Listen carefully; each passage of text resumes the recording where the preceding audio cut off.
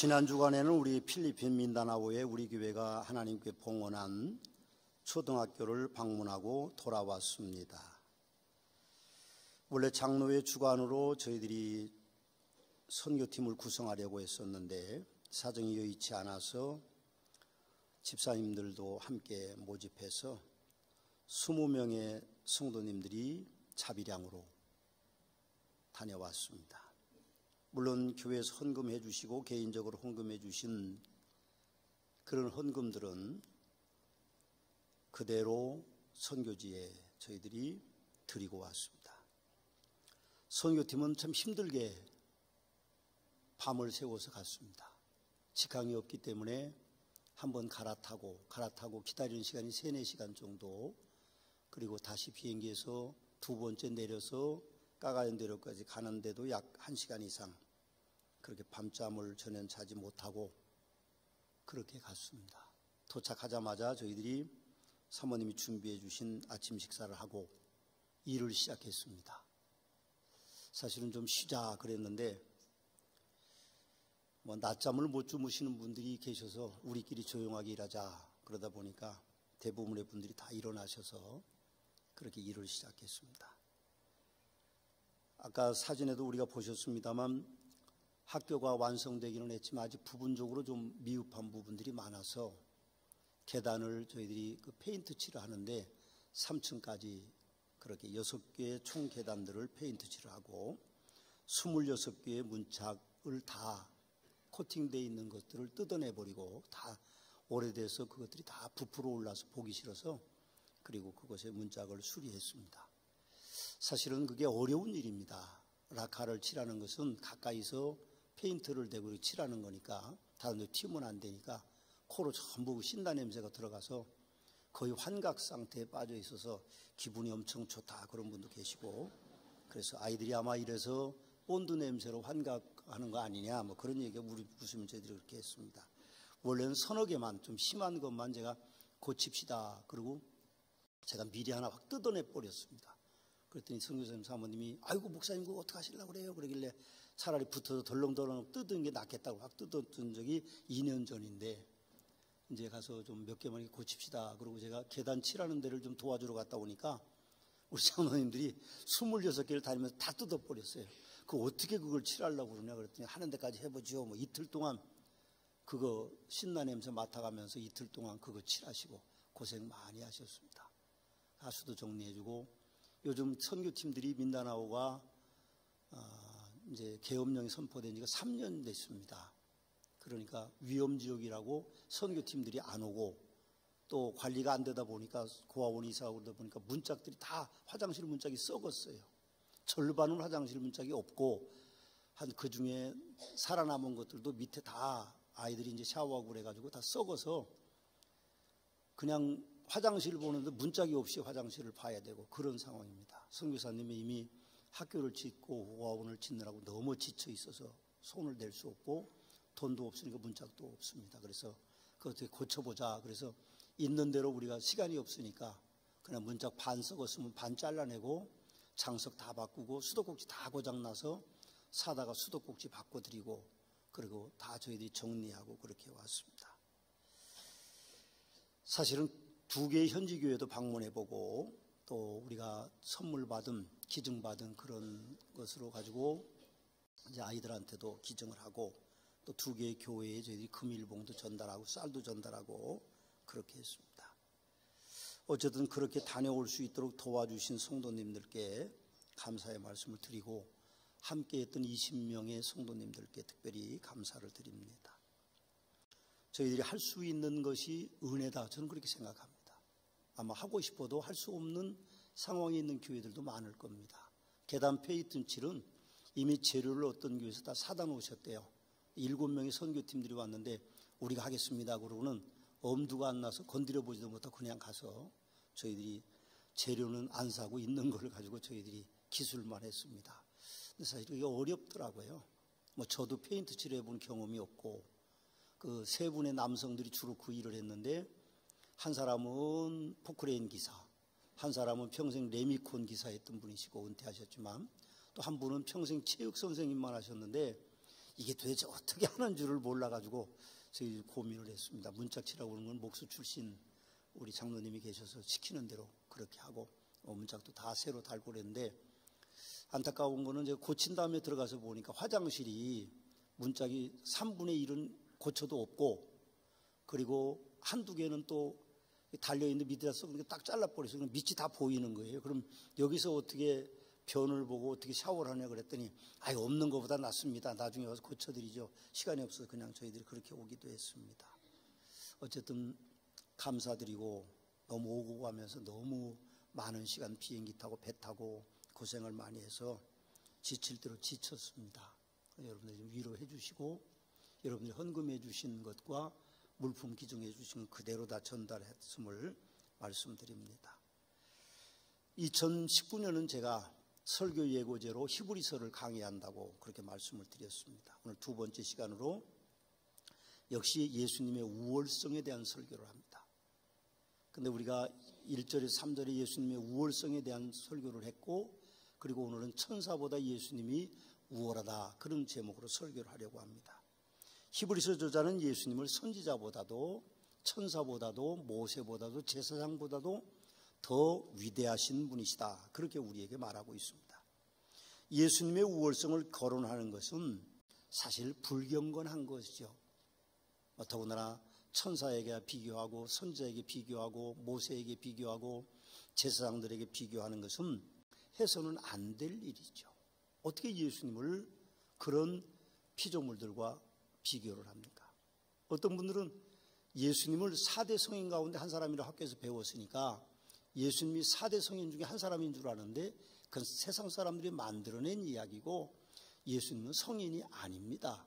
물론 이 땅에 하나님은 사람 육신을 입고 오셨지만 예수님은 성인의 반열이 아니라 예수님은 하나님이시기 때문에 어떤 것과도 비교할 수 없는 그런 분이신 것을 우리는 기억해야 됩니다. 그래서 예수님의 우월성을 거론하는 것 그 자체가 불경건한 거지만, 히브리서를 받아보는 이 히브리서 수신자들이 유대인들입니다.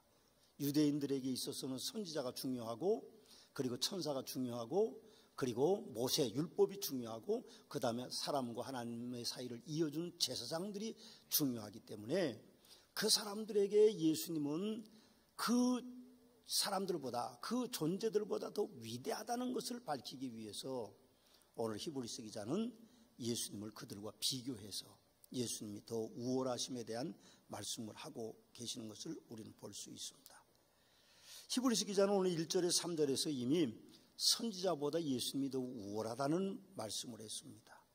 그래서 아들을 통하여 우리에게 말씀하셨으니 이 아들을 만유의 상속자로 세우시고 또 그로 말미암아 모든 세계를 지으셨고, 그는 하나님의 영광의 본체시고 그 본체의 형상이고 그의 능력의 말씀으로 만물을 붙드시는 분이시고 죄를 정결케 하신 분이시고 높은 곳에 계신 지극히 크신 이의 우편의 천국에 오르신 분이라는 것을 1절에 3절에 우리에게 말씀하시므로 선지자보다 위대하신 주님에 대한 말씀을 하고 있습니다.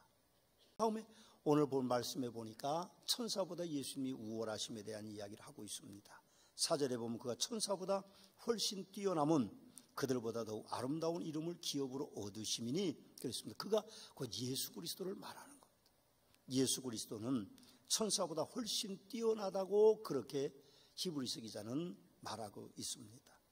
히브리서 기자가 천사는 능력의 상징인 줄 알고 있는 유대인들에게 그 천사보다 우월하신 예수님을 증거하고 있는 것이죠.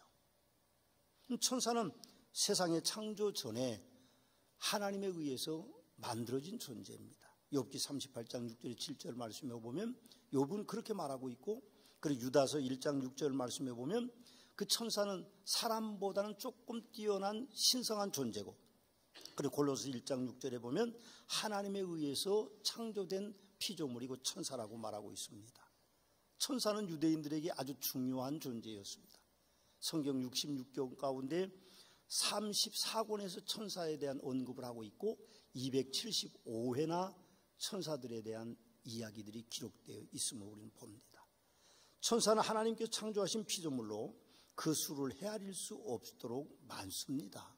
천사는 영적인 존재이기 때문에 육적인 존재가 아니기 때문에 그 수를 세기는 어렵습니다. 그러나 많은 천사들이 창조되었고 다시 재생산되지는 않는다는 사실이죠. 천사는 인간과 같이 지정의를 가진 인격적인 존재이지만 영적인 존재이기 때문에 육신이 없습니다. 그래서 혼인하는 법이 없습니다. 그래서 천사들은 그 수가 늘어나지 않는 것입니다. 물론 천사는 인간보다 능력이 있지만 하나님처럼 전지전능하지는 않습니다. 그러나 그들은 조직이 있어서 서로 다른 이름들을 가지고 있고 계급사회처럼 그들의 계급들이 나누어져 있고 서로 다른 일을 시행하는 그런 존재들입니다. 유대인들에게는 천사가 중요한 존재였죠. 유대인들은 천사 숭배 사상이 있었습니다. 유대인들은 천사를 하나님과 연결시켜주는 계시의 전달자로 신성하여 숭배의 대상으로 오인할 수도 있었던 것이죠. 골로새 2장 18절 19절의 말씀에 보면 그러나 아무도 꾸며낸 이야기로, 그 말은 오늘 우리가 보니까 겸손과 천사 숭배의 이유로 너희를 정죄하지 못하게 하라, 그렇게 말씀하시는 것을 보면 사람들이 천사를 숭배해서는 안 되도록 그렇게 말씀하고 계시는 것을 봅니다. 여러분, 우리는 사도행전에 보면 예수님이 승천하시고 나서 제자들이 마가의 다락방에서 40일 동안 기도했는데 하늘에서 성령 하나님이 내려오셨습니다. 놀라운 은혜를 입은 그들이 저작거리로 나가서 설교하기 시작했고 사람들은 예수님께로 구름대같이 몰려들었습니다. 그때 유대인들이 볼 때 야, 이래서는 안 되겠다, 이단자 예수가 세상을 바꿀 수 있다고 생각해서 예수 믿는 사람들을 잡아 죽이기 시작하는데 스데반 집사를 먼저 죽였고 그 다음에 야고보 사도를 죽였습니다. 그럼 요한의 형제 야고보 사도가 죽임으로 말미암아 사도들이 옥에 갇혔습니다. 사람들이 기뻐하니까 권력이 있는 사람들이 예수님을 따르는 핵심적인 인물이 사도들을 옥에 가둔데 베드로가 옥에 갇혔습니다. 그런데 예수님을 믿는 사람들은 마가의 다락방에 모여서 기도했죠. 문을 꽉 잠그고 기도하는데 문을 두드리는 소리가 나니까 로데라고 하는 젊은 여자애가 대문으로 갔습니다. 가서 문은 열지는 못하죠. 혹시 자기네도 잡아갈지 모르니까 누구냐고 물어보니까 밖에서 베드로의 음성이 들렸습니다. 로데라는 아이가 문을 열어주지를 못하고 안으로 뛰어들어와 사람들에게 그렇게 말하면 성도들에게 베드로 사도가 왔다 그렇게 이야기하니까 사람들이 믿지를 않았죠. 쓸데없는 얘기하지 마라, 어떻게 베드로 사도가 옥에 있는데 오냐 그렇게 물어보니까 그 로데라는 젊은 여자애가 베드로 사도가 분명하다고 말하니까 어른 성도 가운데 어떤 성도가 무슨 이야기를 하는가 하면 베드로의 천사가 왔나 보다, 그런 것을 볼 때에 유대인들 사회에서 천사는 아주 중요한 존재입니다. 사람들을 돕고 하나님께로부터 오는 소식을 전해주고, 그래서 천사를 위대한 존재로 만들지만 그러나 히브리서 기자는 예수님은 천사보다 우월하다고 말씀하고 있는 겁니다. 이해하기 좀 어려웠겠죠. 예수님은 아무 힘이 없이 십자가에 달리셨고 예수님은 아무 힘이 없이 십자가에서 돌아가셨고 옆구리에 창자리를 찔르셨고 그리고 무덤에 묻히셨는데 어떻게 그런 사람이 천사보다 우월하다고 말할 수 있느냐, 그렇게 생각할 수 있는 것이죠. 그러나 천사는 하나님께서 만드신 피조물입니다. 5절에 보니까 히브리서는 이렇게 말합니다. 하나님께서 어느 때 천사 중 누구에게 너는 내 아들이라 오늘 내가 너를 낳았다 하였으며 또다시 나는 그에게 아버지가 되고 그는 내 아들이 되리라 하였느냐, 그렇게 이야기합니다. 천사는 하나님의 일을 맡은 존재지 하나님도 아니고 하나님의 아들도 아니라는 표현이죠. 그러므로 천사는 하나님의 일을 수행하는 자유의지가 주어지지 않는 변함이 없는 존재입니다. 물론 그에게 지정의가 있어서 하나님을 배신하기도 했지만 일부 세력들이 그렇게 했지만 천사는 위대한 존재가 아닙니다. 여러분, 오늘 2절과 3절에서 예수님을 뭐라고 말씀합니까? 하나님의 영광의 광채시고 그 본체의 형상이라, 그렇게 말하므로 예수는 하나님이시고 천사는 하나님께서 만드신 피조물이라는 것을 이야기하고 있는 것을 우리는 봅니다. 6절에 보면 천사는 예수님께 경배하는 존재라고 가르칩니다. 또 그가 마다들을 이끌어 세상에 다시 들어오게 하실 때에 하나님의 모든 천사들은 그에게 경배할지어다, 그렇게 오늘 히브리서에는 우리에게 증거해 주고 있습니다. 7절을 보십시오. 그렇게 되어 있습니다. 천사들에 관하여는 그는 그의 천사들을 바람으로 그의 사역자들 불꽃으로 삼으셨느니라. 그렇게 말씀하시므로 예수는 하나님이시고 천사들은 그 예수께서 만들어내신 피조물이라고 말씀하고 있습니다. 그런데 유대인들에게 천사는 주종이 전도돼서 하나님을 대적하는 존재로까지 가게 되죠. 사람들이 천사를 숭배합니다. 그래서 일부 천사들은 하나님보다 조금 못하지만 하나님을 거역해서 하나님을 배반하는 일이 있기 때문에 사단으로 변화되는 역사가 일어나게 된 것이죠. 사단들은 군대처럼 사단은 제일 위에 있고 마귀가 그 다음에 있고 귀신이 그 다음에 있어서 물론 그들이 하는 사역들이 다를 수 있지만 그런 존재인 것입니다. 우리가 중요하게 생각하는 것은 사단이 아닙니다. 천사도 아니고요. 우리입니다. 사람이죠. 하나님께서 귀하게 여기는 존재도 천사가 아니라 사단이 아니라 바로 사람입니다. 사람이 하나님 앞에는 중요한 존재죠. 만물의 영장으로 만들고 사람을 위해서 직접 오셔서 십자가를 지셨고 물과 피를 다 쏟고 죽음을 당하셨고 죽은 자 가운데 다시 살아나셨고 하늘로 다시 이 땅에 내려오실 그 하나님, 그 예수님이 우리를 사랑하신다는 겁니다. 천사를 사랑하는 것이 아니죠. 근데 중요한 것은 성도들도 교만하면 사단처럼 하나님을 대적하는 존재가 될 수 있다는 것입니다. 그럼 사단이 원래 천사였습니다. 그 아름다운 그 천사의 모습이 하나님을 대적해서 사단이 됐어요. 무적행으로 내려가는 존재가 됐습니다. 이 땅에 있는 사람들도 하나님 앞에 범죄하면 아름다운 형상이 아닙니다. 추한 거죠. 저희들이 필리핀 가 있는 동안에 YTN 뉴스가 그곳에 잡히고 우리가 핸드폰으로 볼 수 있었는데 여러 사건들이 났습니다.